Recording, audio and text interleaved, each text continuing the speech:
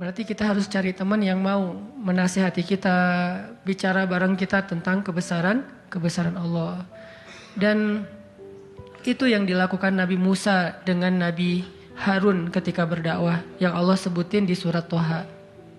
Nabi Musa mau berdakwah kepada Fir'aun, minta teman supaya bisa mengingat Allah ketika lagi dalam keadaan marah. Soalnya Musa tahu, Musa itu orangnya marah.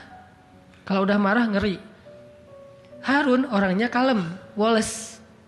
Sehingga butuh seseorang yang bisa menahan amarah dan emosinya Musa. Sehingga kata Musa, ya Allah beri saya seorang teman yang bisa mendampingi saya dalam dakwah, yaitu Harun. Kay nusabbihaka katsira wa nadhkuraka katsira, supaya kami sering bisa mengingat engkau. Artinya kalau Musa sendiri marah, lupa sama Allah.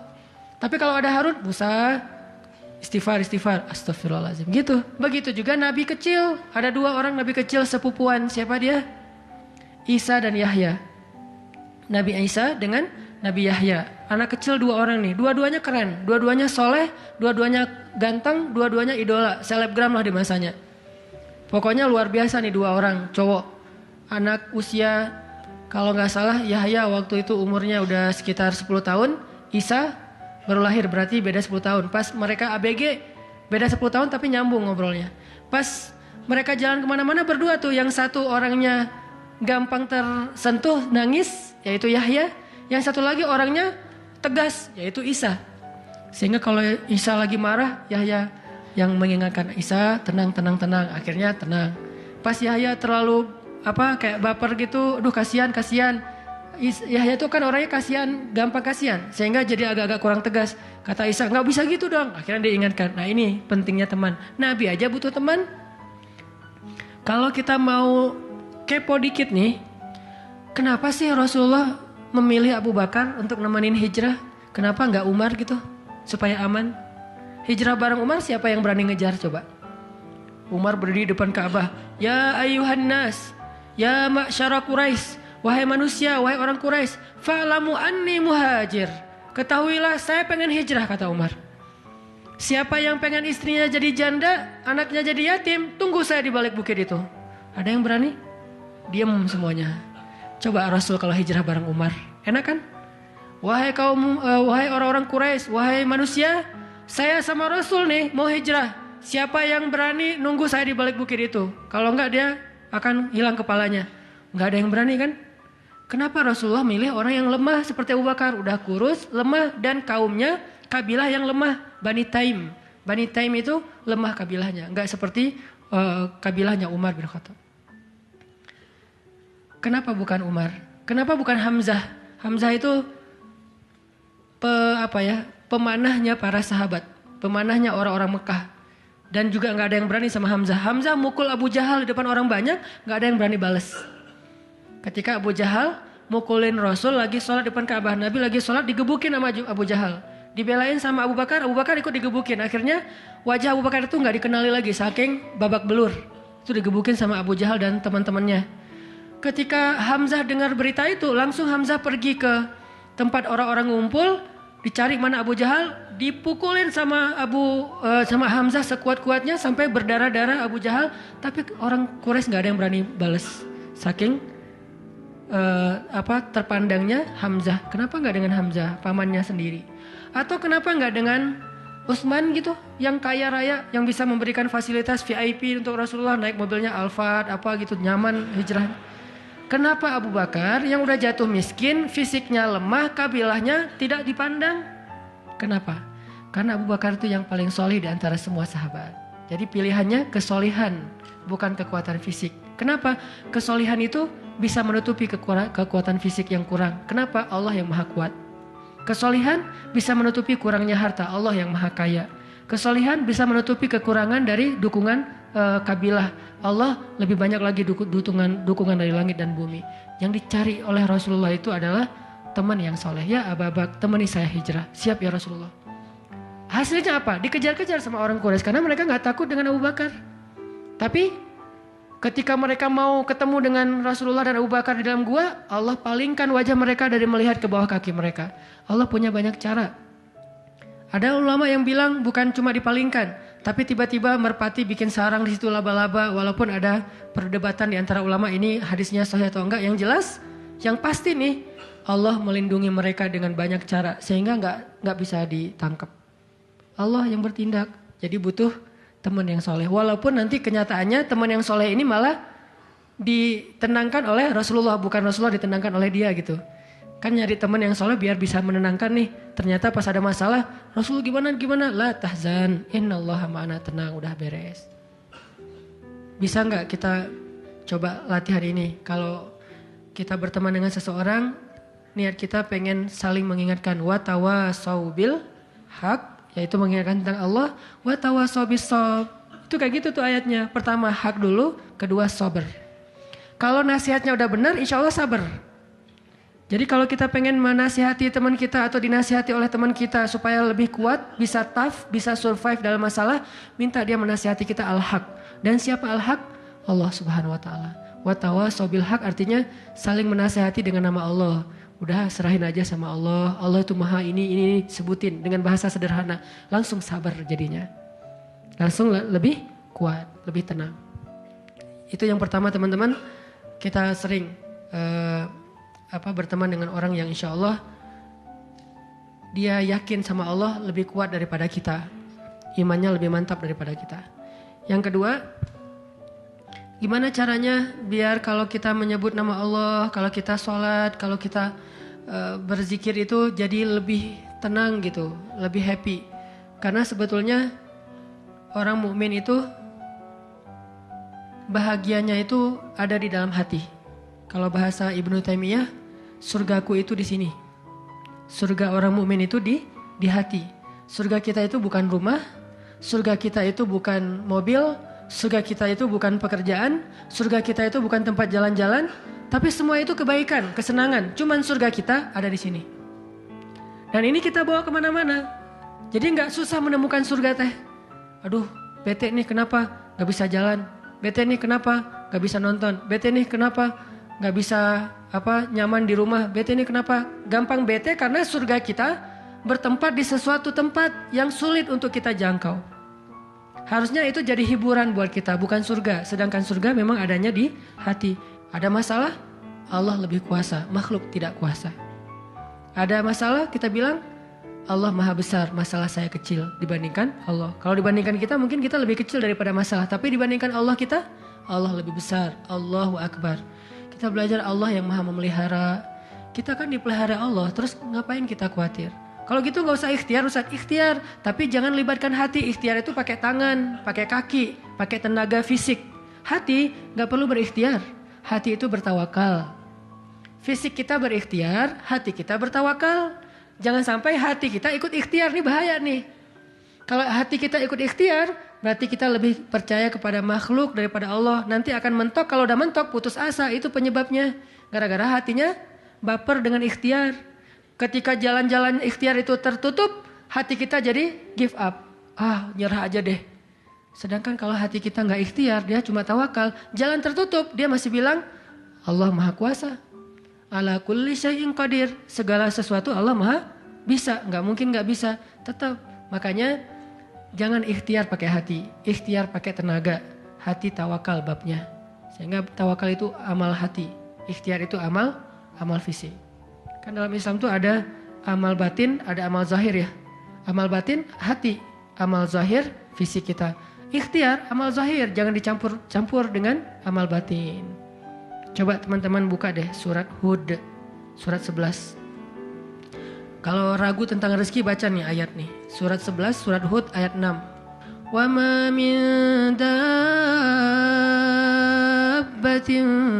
fil ardi illa 'ala Allahi rizquha wa ya'lamu mustaqarraha wa mustawda'aha. Kullun fi kitabim mubin.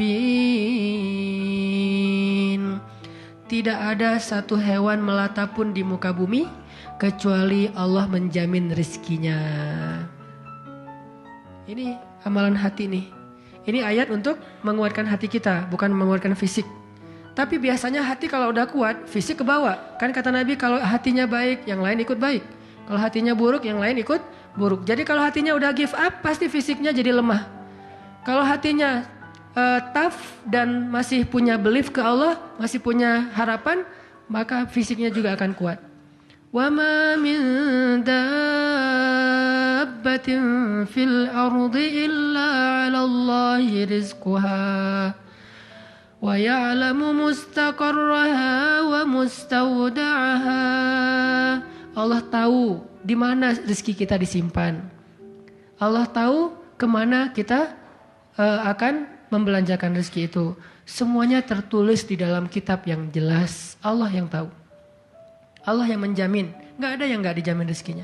Makanya saya pernah cerita tuh dulu di mall sebelah.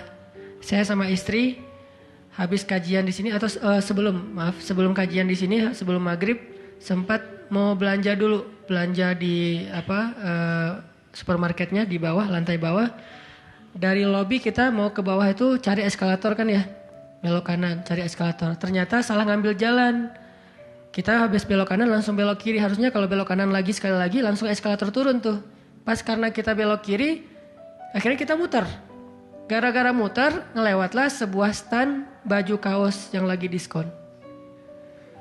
Weh, diskon 50%. Akhirnya saya sama istri masuk. Ternyata lucu-lucu juga buat anak gitu. Alhamdulillah akhirnya kita beli 2 helai. Baru setelah itu kita jalan lagi cuma beberapa meter masuk eskalator turun. Siapa yang telah menggerakkan kaki saya sampai salah jalan? Sehingga saya harus muter dan akhirnya masuk ke stand itu. Alallahi rizquha. Allah yang menjamin rezeki. Kayak gitu cara Allah menskenariokan. Kalau saya ngambil jalan kanan mungkin saya gak akan masuk ke toko itu. Berhubung saya ngambil jalan kiri akhirnya muter masuklah ke toko itu. Allah punya banyak cara. Kenapa kita khawatir dengan stand orang lain yang mungkin lebih dekat ke pintu, lebih dekat kepada stage yang di tengah kalau bikin event segala macam. Kenapa? Kita udah ikhtiar dapatnya cuma ini. Kayak lagi ada event, kayak festival gitu, kayak ada bazar. Kita punya banyak stand. Stand kuliner kita paling pojok, dekat toilet.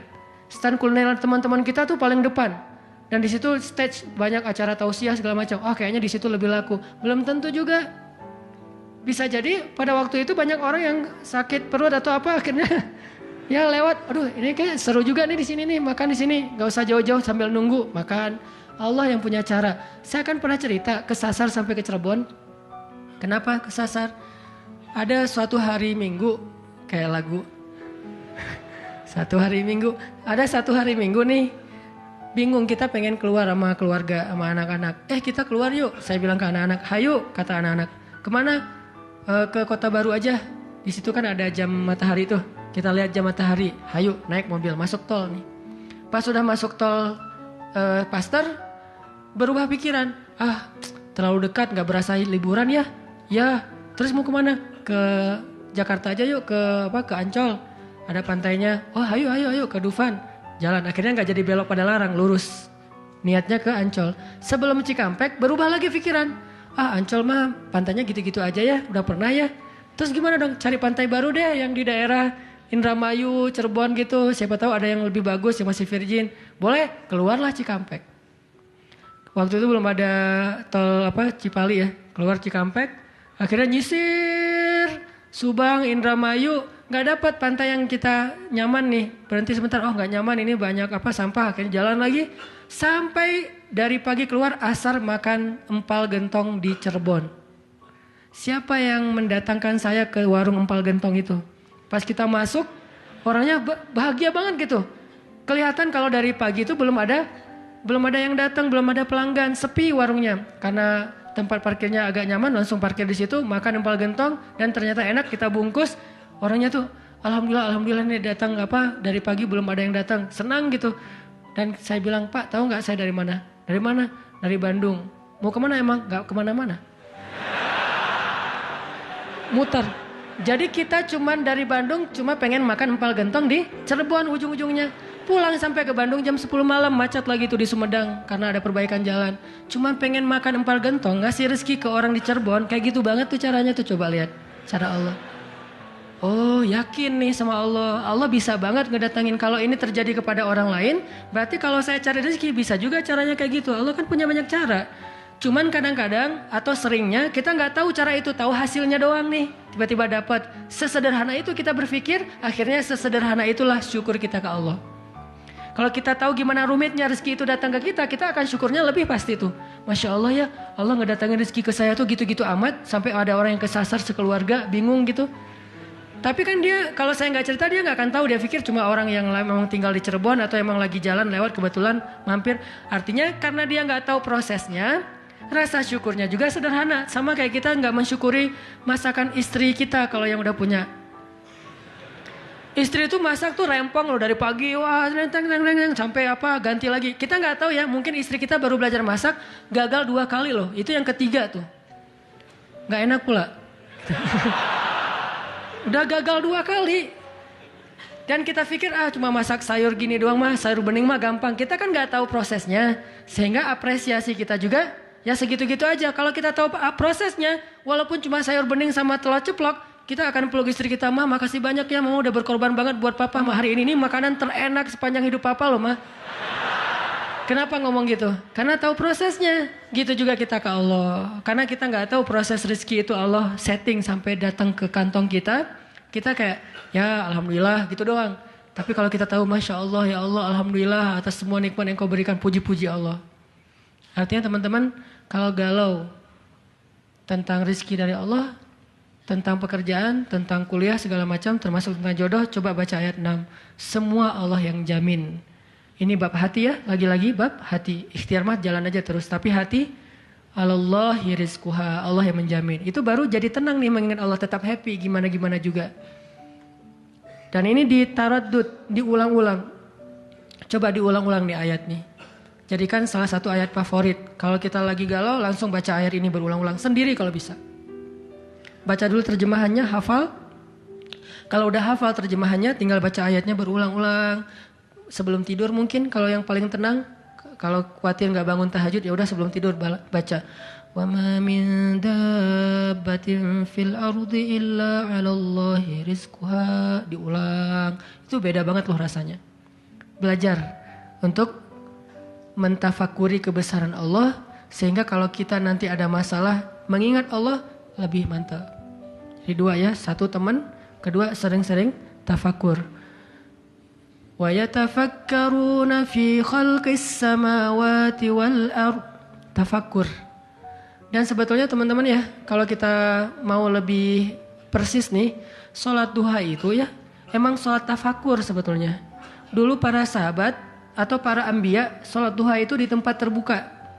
Di bukit, di kebun gitu. Sholat duha itu di tempat-tempat alam terbuka. Jadi benar-benar untuk tafakur alam. Sholat duha itu fungsinya untuk itu sebetulnya. Walaupun boleh banget dilakuin di dalam ruangan, di masjid, di rumah, di kantor. Boleh banget di kampus. Tapi kalau kita ada kesempatan sesekali, coba deh sengaja ngapain touring ke atas misalnya, ke Lembang, pengen duha. Dan duduk sendiri, jangan berjamaah. Bukan gak boleh, boleh aja sholat sunnah berjamaah. Cuman kali ini kita pengen menyendiri aja berdua sama Allah. Duduk, ngomong sama Allah. Ya Allah, jangan biarkan saya berputus harapan kepada Engkau. Jangan biarkan saya berputus asa dari rahmat-Mu.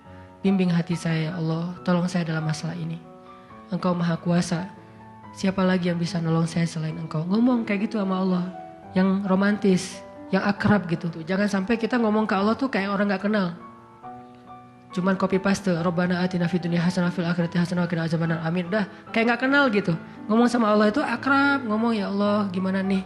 Saya ada masalah kayak gini, curhat sama Allah. Itu beda loh. Kalau itu kita coba praktekin, saya yakin asal sesuai dengan cara-cara tadi tuh, sendiri, alam terbuka, curhat sama Allah, ingat kebesaran-kebesaran Allah, insyaallah bizikrillahi tatmainnul qulub, tenang banget tuh hati. Saya kadang-kadang mempraktekkan itu walaupun nggak di alam terbuka banget, tapi minimal mencoba untuk menyendiri gitu. Rasulullah kan kalau lagi ada masalah sama keluarganya menyendiri di masjid kan, duduk di mihrab berzikir pada Allah, ya Allah, ya Allah, Engkau lah yang maha penyabar, saya tidak sabar. Terus curhat sama Allah, kayak anak pulang curhat sama ibu, gimana rasanya? Kan tenang kan? Kayak kita curhat sama teman, pasti beda. Cuma emang yang paling indah curhat sama ibu atau sama ibunya anak-anak. Itu beda banget tuh. Nah harusnya kita curhatnya ke Allah kayak gitu tuh. Tapi jangan bilang mah, tapi angkat tangan salah, bukan mah, ya Allah gitu. Allah dipanggil mah, jangan. Karena terlalu menjiwai pengen punya ya. Ustadanan mah ngebully wae. Tapi benar loh teman-teman, saya tuh membuktikan kata Allah setengah agama itu benar. Agama itu rasanya hati kita itu kayak belum sempurna sebelum ada Dia. Jadi gimana pun solehnya tuh kayak ada yang kurang gitu. Apa ya yang kurangnya di hati saya ya? Apa ya? Ternyata namanya belum tertulis, nggak jelas juga namanya siapa gitu. Kalau udah ada itu beda banget. Curhat, ngobrol, jalan, dan kalau dia orangnya soleh, pas lagi galau dia yang langsung mengingatkan kita. Kalau perlu dia yang membangunkan kita. Tahajud berdua yuk, hayu tahajud berdua. Jangan panjang-panjang ya baca ayatnya, ya siaplah. Kalau dia request kan siap ya, bacanya jangan panjang-panjang. Kalau teman-teman yang request, kalian mah juga baju hijrah aja udah kayak gitu. Lihat nih gua nih salat tahajud nih 15 juz.